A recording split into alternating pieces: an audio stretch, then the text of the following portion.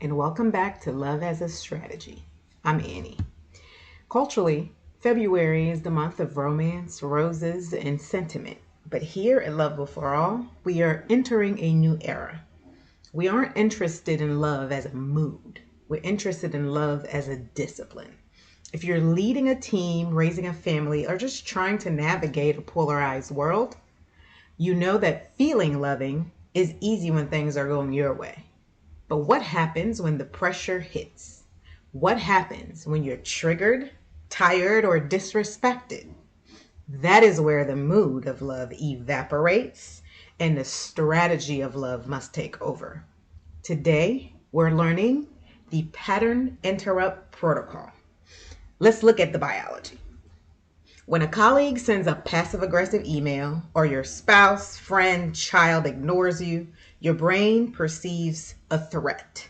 Your amygdala, the survival center, hijacks your system. It floods you with cortisol and adrenaline.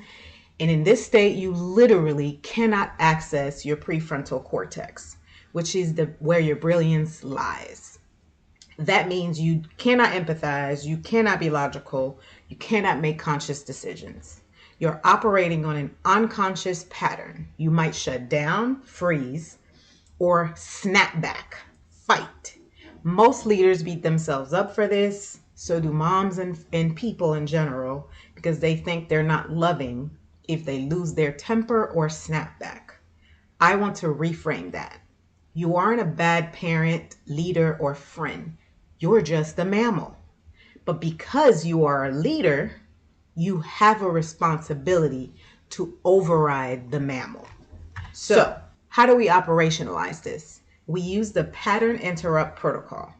Neuroscience tells us that the chemical surge of emotion only lasts about 90 seconds in the bloodstream unless we give it a story to anchor to. The practice this week has 3 steps. First, notice the tell. What's happening in your body right before you react? Does your chest get tight? Does your face get hot? Because those body signals lets you know that that's when you're about to snap. So instead of snap, the second step is to take a 90-second pause. I highly recommend breathing when you're pausing. Literally stop. Don't type, don't talk, don't move. Literally stop for 90 seconds and breathe. You buy yourself 90 seconds of silence to let the rush of chemicals calm in your system. Step 3. Once the heat creates some space, so the breathing has helped open up access to your prefrontal cortex again, ask yourself, am I reacting to the past or am I responding to the present? Am I reacting to the past or am I responding to the present? Because reaction is history repeating itself. Response is the creation of something new. You cannot be conscious if you're compelled. The pause gives you your brain back.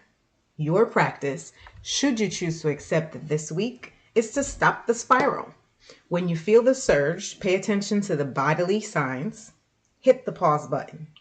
Take that 90 seconds so you can reclaim your brain and you can lead from your heart. Engage with the pattern interrupt protocol. Thank you for joining me for real practices, real leadership, love in action. Until next time, grow in love and grow with love.